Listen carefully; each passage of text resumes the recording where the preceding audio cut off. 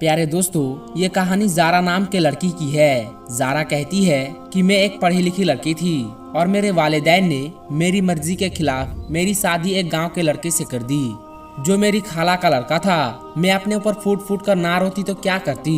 जब मेरा शौहर गुलाम मोहम्मद मेरे कमरे में आया तो मेरे चेहरे पर नागवारी सी छा गई। मैंने उस पर एक नजर डालकर हटा ली। वो मेरे पास आकर बैठ गया और कुछ देर मुझे देखता रहा।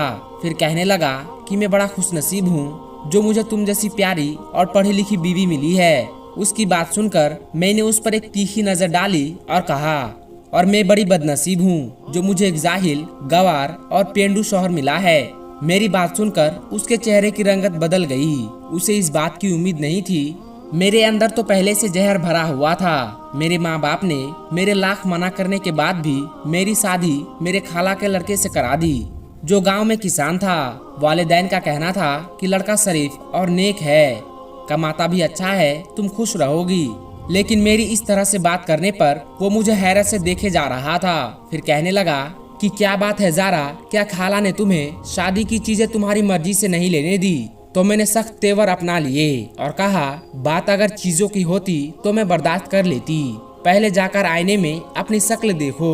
क्या तुम इस काबिल हो कि मैं तुम्हारे साथ जिंदगी गुजार सकूं? ना तुम्हारे पास अच्छी शक्ल है और ना ही आला तालीम। मेरे घर वालों ने मेरी जिंदगी बर्बाद कर दी है। ये कहकर मैं रोने लगी और वो चुप हो गया। उसका चेहरा बुझ सा गया। मैंने रोते हुए कहा कि मैं किसी और से मोहब्बत करती हूँ, मैं तुम्हारे साथ नहीं रह सकती। मेरी बात सुनकर वो ताज्जुब से उठ खड़ा हुआ और कहने लगा कि जारा, ये क्या कह रही हो? तुम होश में तो हो? मैंने कहा, इसमें हैरान वाली क्या बात है? जिससे मैं मोहब्बत करती हूँ वो तुमसे 1000 दर्जा अच्छा है, खूबसूरत है, पढ़ा लिखा है। ये सुनकर वो नम आंखें लिए वॉशरूम में चला गया।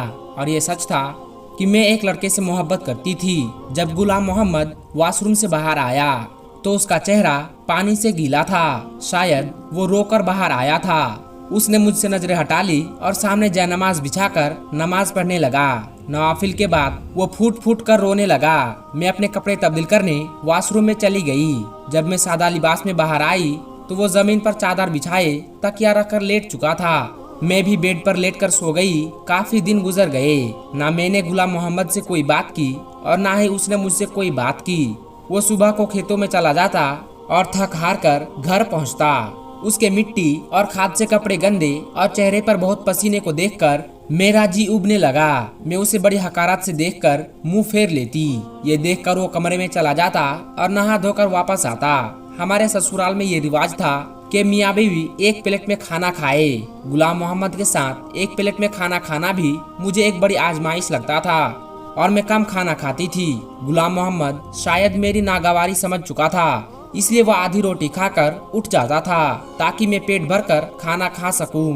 वो सुबह को गया, शाम को लौटता है, भूखा प्यासा, गर्मी में अपना खून पसीना एक करके वापस लौटता है और उसे पेट भर के भी रोटी नहीं मिलती थी। मुझे बार बार अपने आशिक अजहर का ख्याल आने लगा। मेरे पास जो फोन था वो मेरी माँ ने वापस ले लिया था और यहाँ पर बहू बेटियों को फोन रखने का रिवाज नहीं था। जारा कहती है, जब मुझसे रहा नहीं गया तो मैंने सारे लिहाज खत्म करके गुलाम मोहम्मद से कहा कि मुझे अपना फोन दो, मुझे अजहर से बात करनी है। मेरी बात सुनकर वो मुझे ताज्जुब से देखने लगा, लेकिन मेरी बेशर्मी बहुत आगे जा चुकी थी। मैंने उसके हाथ से फोन छीनकर अजहर का नंबर मिलाया और बातचीत शुरू कर दी। मैंने उसे रो रो कर अपने बारे में बताया। गुलाम मोहम्मद की मौजूदगी का भी मुझे कोई ख्याल नहीं था। वो खामोश से चादर जमीन पर बिछाए लेट गया। मैं काफी देर अजहर से बात करती रही। फिर तो मैंने तमाशा ही पकड़ लिया। मैं रोजाना गुलाम मोहम्मद से फोन लेती और अजहर से बातें करती। अजहर मुझे अब भी अपनाने को तैयार था। एक बार फोन के सिग्नल बार बार कट हो रहे थे और गुलाम मोहम्मद सो चुका था, तो मैं कमरे से बाहर निकलकर सहन में आ गई ताकि मैं अजहर से बात कर सकूं। हमारे घर के सहन में कोई नहीं सोता था, सब अपने अपने कमरे में ही सोते थे। मैं सहन में खड़ी होकर अजहर से बात करने लगी, लेकिन एकदम किसी ने मुझसे फोन छीन लिया। मैंने देखा तो वो मेरा देवर था। मेरा देवर गुस्से से मुझे देख रहा था। वो कहने लगा, बेशर्म औरत, तुमने क्या गैरत बेच खाई है? शौहर के होते हुए यार पाल रखे हैं। धीरे धीरे सब लोग सहन में जमा हो चुके थे। गुलाम मोहम्मद भी आंखें मलता हुआ सहन में आ गया और बोला, क्या बात है, तुमने क्या शोर मचा रखा है। मेरे शौहर के भाई ने सबके सामने मेरी पोल खोल दी। सभी लोग मुझे देखकर हैरान में थे। मुझे लगा कि अब तो मुझे घर से निकाल ही देंगे। अच्छा है, मैं वापस अपने घर लौट जाऊंगी और फिर अजहर से शादी कर लूंगी। लेकिन गुलाम मोहम्मद ने सबके सामने मेरे देवर को झूठा कह दिया और कहने लगा, मुझे अपनी बीवी के किरदार पर पूरा भरोसा है। वो अपनी किसी सहेली से बात करती है और मेरी इजाजत से बात करती है। खबरदार, जो किसी ने मेरी बीवी पर शक किया। थोड़ी ही देर में वो सबको समझा चुका था। बात वहीं पर खत्म हो गई। जारा कहती है कि मुझे उस पर और भी ज्यादा गुस्सा आने लगा। मैं कमरे में आकर उससे झगड़ने लगी। मैंने कहा, तुम होते कौन हो मेरे बारे में ये कहने वाले? अच्छा खासा मेरा रास्ता साफ हो चुका था। तुम अपने भाई के बात पर एतबार करके मुझ पर इल्जाम लगाकर मुझे घर से निकाल सकते थे। तुम जानते हो कि मैं किससे बातें करती हूँ। मैं यहाँ से वापस चली जाती, फिर मेरे माँ बाप को मजबूरन मेरी शादी अजहर से करवानी पड़ती। लेकिन तुम्हारी इन बातों ने मेरी राहें बंद कर दी। तुम मेरा पीछा क्यों नहीं छोड़ देते? मेरी बात उसने खामोशी से सुनी, फिर कहा, अगर तुम मेरे साथ नहीं रहना चाहती तब भी मैं तुम्हारे किरदार पर गलत बात बर्दाश्त नहीं कर सकता। तुम्हारी और तुम्हारे माँ बाप की इज्जत मेरी इज्जत है। मैं सारे इल्जाम खुद पर लेकर तुम्हें छोड़ दूंगा ताकि तुम पर कोई उंगली ना उठा सके। अगर वो लड़का तुम्हें इज्जत से अपनाने को तैयार है तो मैं खुद पर इल्जाम लेकर तुम्हें खाला के घर छोड़ दूंगा और बाद में तलाक भी भिजवा दूंगा। गुलाम मोहम्मद की बात सुनकर मैं पहली बार लाजवाब हुई थी। वो अनपढ़ था, बिल्कुल अंगूठा छाप था, लेकिन इज्जत गैरत का मतलब अच्छी तरह से जानता था। ना जाने क्यों मेरे दिल में उसके लिए जज्बात कुछ बदलने लगे। लेकिन मैंने अपने आप को झटका और अजहर को सारी बात बता दी तो वो सुनकर खुश हो गया और कहने लगा, तुम शहर आ जाओ और अपने शौहर से तलाक ले लो। हम पहले कोर्ट मैरिज करेंगे, तुम मेरे पास ही रहना। बाद में तुम्हारे माँ बाप हमें अपनाने के लिए मजबूर हो जाएंगे। मैंने हामी भर ली। कुछ दिनों के बाद ही मैं गुलाम मोहम्मद के साथ शहर चली गई। अजहर के बताए हुए पते पर पहुंचकर मैंने गुलाम मोहम्मद से कहा कि अब तुम जाओ और मुझे तलाक भी दे दो। उसके बाद तुम्हारा मुझसे कोई वास्ता नहीं, मैं अजहर से निकाह कर लूंगी। वो कहने लगा, मैं तुम्हारे लिए तलाक के गलीज लफ्जों को मुंह पर नहीं बोल सकता। मेरा ज़मीर इस बात की इजाजत नहीं देता। हाँ, मैं कागजी कार्रवाई कर दूंगा। ये कहकर वो चला गया। मैंने दरवाजा खटखटाया तो दरवाजा अजहर ने ही खोला। मुझे देखकर वो मुस्कुराने लगा। मैं घर में दाखिल हो गई, लेकिन घर में अजहर के अलावा उसके घर वाले नजर नहीं आ रहे थे। हालांकि वो मुझसे कह रहा था कि वो मेरे बारे में सब कुछ अपने घर वालों को बता चुका है। जारा कहती है, मैंने खाली सहन देखकर पूछा कि तुम्हारे घर वाले कहाँ हैं? तो अजहर कहने लगा, अंदर आओ बताता हूँ। मैं अंदर कमरे तक गई तो कमरे में 2 मर्द और मौजूद थे। वो मुझे देखकर हंसने लगे। उनमें से एक ने कहा कि इसकी कीमत मैं तुम्हें 3 लाख दूंगा। ये सुनकर तो मेरे होश उड़ गए। अजहर मेरी सौदेबाजी कर रहा था। मैं तो चक्कर खाकर रह गई। इससे पहले वो मुझे कमरे के अंदर धकेलकर कमरा बंद कर देता, मैंने फौरन अपना दिमाग चलाया और अजहर को धक्का देकर भागकर मेन गेट से बाहर निकल गई। वो तीनों मेरा पीछा करने लगे। गुलाम मोहम्मद अभी इतनी दूर नहीं गया था। उसे देखकर मैं उसे पुकारने लगी। उसने पलटकर मुझे देखा। मैं भागते हुए उसके पास पहुंची। मेरे पीछे इस वक्त 3 आदमी भाग रहे थे। रात का अंधेरा छा गया था। वो जगह भी सुनसान थी जहां अजहर ने हमें बुलाया था। मैं डरी सहमी गुलाम मोहम्मद के पीछे जाकर छुप गई। तीनों मर्द हम तक पहुंच गए थे और गुलाम मोहम्मद से कहने लगे, इस लड़की को हमारे हवाले कर दो वरना तुम्हें जान से मार देंगे। उसने जवाब देने के बजाय उन्हें मारना शुरू कर दिया। बदले में वो लोग भी गुलाम मोहम्मद को मारने लगे। एक शोर सा मच गया था। कुछ देर में लोगों का हुजूम जमा हो गया। अल्लाह ताला की करनी ये हुई कि वहाँ से पुलिस गुजर रही थी। पुलिस को देखकर वो लोग भागने की कोशिश करने लगे, लेकिन वो लोग पकड़े जा चुके थे। पुलिस कब से उनकी तलाश कर रही थी। वो लोग लड़कियों को अपनी मोहब्बत के जाल में फंसाकर आगे बेच देते थे। अल्लाह ताला ने मुझे बचा लिया था। गुलाम मोहम्मद के होठों के पास जख्म हो चुका था। पहली बार मुझे उसके जख्म को देखकर दुख हुआ था। वो मुझे खामोशी से बस स्टॉप तक ले गया। मैं उसके सामने नजरें उठाने के काबिल नहीं रही। वो अनपढ़ होकर भी बाज़र्फ निकला। मुझे अपने आप उसके सामने छोटा सा लगने लगा। वो मुझसे पूछने लगा, जारा कहाँ जाना चाहती हो? अपने वालिदैन के पास। मैंने कहा, मुझे आपके साथ जाना है। मेरी बात सुनकर उसने मुझे बड़ी हैरत से देखा। मेरे माँ बाप ने मेरे लिए हीरा चुना था। बस मैं ही शीशे की चमक देखकर अपने हाथ जख्मी करने चली थी, लेकिन बच गई। गुलाम मोहम्मद ने मुझसे कोई दूसरा सवाल नहीं पूछा और मुझे गांव ले गया। मैंने गुलाम मोहम्मद का जख्म देखकर फिक्रमंदी से पूछा कि गुलाम मोहम्मद तुम्हें क्या हुआ है? तो वो कहने लगा, बस से उतरते वक्त गिर गया था, इसलिए चोट लग गई। जारा कहती है, ये सुनकर मैं अपने अंदर बहुत शर्मिंदा सी हो गई। मैंने अपने शौहर को क्या कुछ नहीं सुनाया था, लेकिन उसने मेरे साथ अब तक भलाई की थी। 2 दिन तो मैं उससे नजरें नहीं मिला पाई। अपने अंदर खुद को लालत मलामत करती रही। वो अब भी आधी रोटी खाकर मेरे पास से उठने लगा तो मैंने उसे रोक लिया। मैंने कहा, आप खाना ठीक से क्यों नहीं खाते? रोज आधी रोटी खाकर उठ जाते हो। मेरी बात पर गुलाम मोहम्मद ने मुझे हैरत से देखा, फिर उठकर नहीं गया, चुपचाप खाना खाने लगा। अब मैं ख्याल रखने लगी थी। अंदर से तो मैं टूट चुकी थी, इसलिए अपने शौहर के सामने झुककर अपनी गलती का एतराफ करना मुझे मुश्किल लग रहा था। मैं चाहती थी कि वो मुझे खुद से माफ कर दे, लेकिन वो चुप था। देर रात को कमरे में आता और जमीन पर चादर बिछाकर लेट जाता। एक दिन मैं हिम्मत जमा करके उसके सामने बैठ गई। मैंने कहा, गुलाम मोहम्मद मुझे माफ कर दो, मैंने आपको समझने में गलती कर दी। हीरा छोड़कर मैं कांच का सौदा करने चली थी। मैं रोते हुए अपनी गलती का एतराफ कर रही थी, लेकिन वो अब भी खामोश था। कुछ नहीं बोला, ना ही मुझे चुप करवाया, बल्कि अपना तकिया उठाकर जमीन पर सोने लगा। मैंने कहा, आपकी जगह यहाँ पर नहीं, आप ऊपर सो जाए। मैं जानती हूँ कि मेरी गलती छोटी नहीं है, बल्कि बहुत बड़ी है। मैंने आपका बहुत दिल दुखाया है, लेकिन आपने अभी तक अपना आला ज़र्फ ही मुझे दिखाया है। हो सके तो मुझे माफ कर देना। मुझे लगा कि अब वो जरूर मेरी कोताही को माफ करके मुझे सीने से लगा लेगा, लेकिन वो ना जाने क्यों मुझे टिकटिकी बांधे देख रहा था। उसकी खामोशी मुझसे देखी नहीं जा रही थी। जारा बताती है कि मैंने कहा, गुलाम मोहम्मद कुछ तो कहो, आप चुप क्यों है? मुझे डांट दो, अपना गुस्सा मुझ पर निकाल दो, लेकिन मुझे माफ कर दो। मैं मन्नत समाजात पर उतर आई, लेकिन वो खामोश था।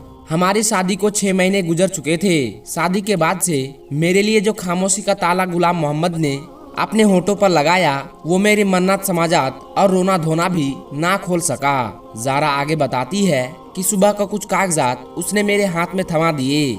मुझ पर तो जैसे आसमान गिर पड़ा। मैं तड़प तड़प कर रोने लगी और कहने लगी, गुलाम मोहम्मद मुझे तलाक मत दो। मैं उसके सामने रोने लगी, बिलखने लगी। वो कहने लगा, तुम पढ़ी लिखी हो, इसे पढ़कर साइन कर देना।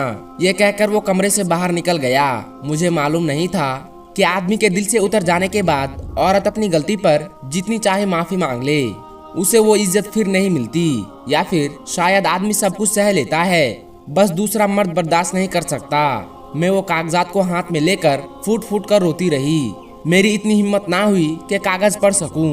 मैंने सोच लिया था कि रात को गुलाम मोहम्मद के पांव पकड़कर माफी मांग लूंगी, लेकिन तलाक नहीं लूंगी। रात को जब वो कमरे में आया तो मैं उसके पांव में बैठ गई, गिड़गिड़ाकर उससे माफी मांगने लगी। उसने मुझे दोनों बाजू से पकड़कर उठ खड़ा किया और कहने लगा, तुम कागज पढ़ लेती तो यूं ना रोती, वो तलाकनामा नहीं है। फिर दराज से निकालकर मुझे कागज पकड़ा दिए। मैंने आंसू पोंछकर जब वो कागज देखी तो वो जमीन के कागजात थे।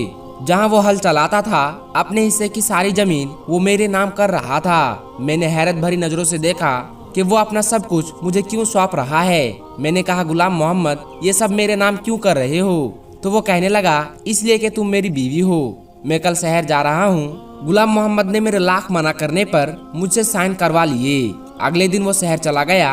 4 दिन मैंने बड़ी बेसब्री से उसका इंतजार किया। वो वापस तो आया, लेकिन घर में कोहराम समझ गया था। शहर से गुलाम मोहम्मद की मैयत गांव आई थी। मेरी तो दुनिया ही उजड़ गई। उसका एक शहरी दोस्त उसकी मैयत लेकर आया था। उसी ने बताया कि पिछले 2 महीने पहले ही गुलाम मोहम्मद को मालूम हुआ कि उसे कैंसर है, वो ज्यादा दिन नहीं बच सकेगा। ना जाने पिछले 6 महीने से उसे कौन सा अमल खाए जा रहा था, जिसका नतीजा उसकी जान ही ले गया। मुझ पर तो गसी के दौरे पड़ने लगे।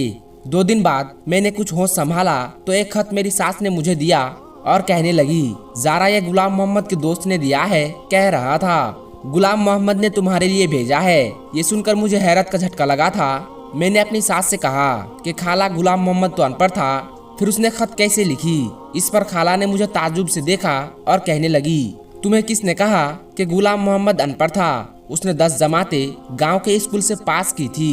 और उसके आगे भी पढ़ाई की थी, साथ ही साथ अपने बाप का बाजू भी बना रहा। मैं तो ये सुनकर दंग रह गई थी। मैं शादी होने से पहले कभी गांव नहीं आई थी। मुझे लगा कि खाला के सब बच्चे अनपढ़ होंगे। खाला कहने लगी, तुम्हें गुलाम मोहम्मद बचपन से चाहता था। कहता था, अम्मा ज़ारा तालीम हासिल कर रही है, इसलिए मुझे भी आगे पढ़ना है। कल को जब वो मेरी बीवी बने तो लोगों के सामने उसे ये शर्मिंदगी ना उठानी पड़े कि उसका शौहर अनपढ़ है, जाहिल और गवार है। मुझ पर ये बातें किसी हथौड़ी की तरह लग रही थी। आज तक मुझे गुलाम मोहम्मद ने ये नहीं बताया था कि वो भी पढ़ा लिखा है। मैंने वो खत लिया और खोलकर पढ़ने लगी। उसमें लिखा था, ज़ारा मैंने आज तक तुम्हें ये नहीं बताया कि मैं भी पढ़ा लिखा हूँ, क्योंकि तालीम हासिल करना हर इंसान का हक है और ज़रूरी भी है। फिर इन बातों को सबके सामने जताया जाए, कोई ज़रूरी तो नहीं होता। मैंने जब से होश संभाला तो अपनी माँ को यही कहते सुना कि वो तुम्हें बहू बनाना चाहती है, इसलिए मेरे दिल में तुम्हारी मोहब्बत बचपन से बसने लगी थी। जैसे जैसे मेरी उम्र बढ़ती रही, मेरी मोहब्बत भी परवान चढ़ती रही। मुझे जब भी अम्मा ये कहती कि ज़ारा पढ़ रही है तो मुझे भी पढ़ाई का शौक होने लगा। जब वो ये कहती कि ज़ारा को खाने में ये चीज़ पसंद है तो मुझे भी खाने में वही चीज़ें अच्छे लगने लगी। मैं शायद गलती से तुमसे इश्क कर बैठा था ज़ारा, इसलिए शादी की रात तुम्हारे मुँह से ये सब बातें सुनकर मुझे बर्दाश्त ही नहीं हुआ। मैंने आज तक आंसू नहीं बहाए थे। रोना तो बहुत दूर की बात है, मैंने कभी आंसू नहीं बहाए थे। हर हालत का डटकर मुकाबला किया था, लेकिन उस दिन तो मैं टूट कर ही रह गया था। मर्द सब कुछ सह लेता है, लेकिन अगर लड़की शादी की पहली रात ये कह दे कि वो शौहर के बजाय किसी और से मोहब्बत करती है तो शौहर का मन एतबार चकनाचूर हो जाता है। मैं भी टूट चुका था, फिर मैंने तुमसे मोहब्बत भी बहुत टूट कर की थी।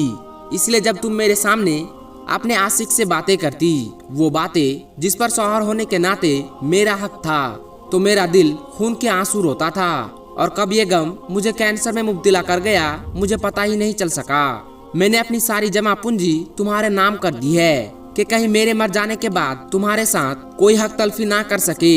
ज़ारा, तुम पूरी इज्जत के साथ आजाद हो, तुम्हें कोई भी अपना सकता है। मेरी मोहब्बत शायद मेरा मसला था। ज़ारा बताती है कि खत पढ़ते हुए मैं ज़ारों कतार रो रही थी कि ये मैंने क्या कर दिया, क्यों कर दिया। मैंने सोचा समझा क्यों नहीं।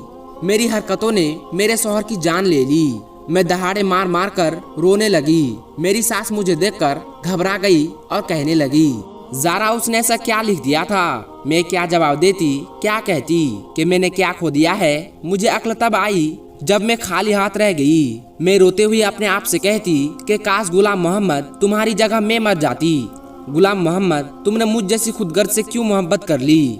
काश के तुम जिंदा रहते, तुम्हारे बदले मैं मर जाती। मेरे आंसू नहीं रुक रहे थे। ज़ारा कहती है, एक दफा गुलाम मोहम्मद मुझसे निभा कर जा चुका था और एक मोहब्बत निभाने का मैंने अहद कर लिया था। आज मेरी उम्र 50 साल हो चुकी है और मैं अब भी गुलाम मोहम्मद की बेवा हूँ। मैंने अपने शौहर से मोहब्बत उसके मरने के बाद की थी। मैं बीमार रहने लगी हूँ। मुझे अब भी यही लगता है कि गुलाम मोहम्मद के इंतकाल को बस कुछ ही घंटे हुए हैं। अभी मैंने उसका खत पढ़कर रखा है। मेरे लिए मेरे अंदर की दुनिया थक सी गई है। मेरा जख्म आज भी हरा है। मेरे दुख में कभी भी कमी नहीं आ सकती। मेरी उन लड़कियों से गुजारिश है जो अपनी आला तालीम को सर पर सवार कर लेती है और अपने से कम पढ़े लिखे शौहर को हकारत से देखती है। खुदारा अपने शौहर की कदर करे, जितना मुखलिस वो आपसे है, कोई सरकछाप आशिक नहीं हो सकता। काश के ये बात मैंने पहले समझी होती तो शायद गुलाम मोहम्मद आज भी जिंदा होता। प्यारे दोस्तों, ये वीडियो और ये वाक़या आपको कैसी लगी, नीचे कमेंट बॉक्स में जाकर जरूर कमेंट करें। इस वीडियो को जितना हो सके उतना शेयर कर दे। हम मिलेंगे आपको फिर किसी नई वीडियो के साथ। तब तक के लिए अस्सलाम वालेकुम, अल्लाह हाफिज।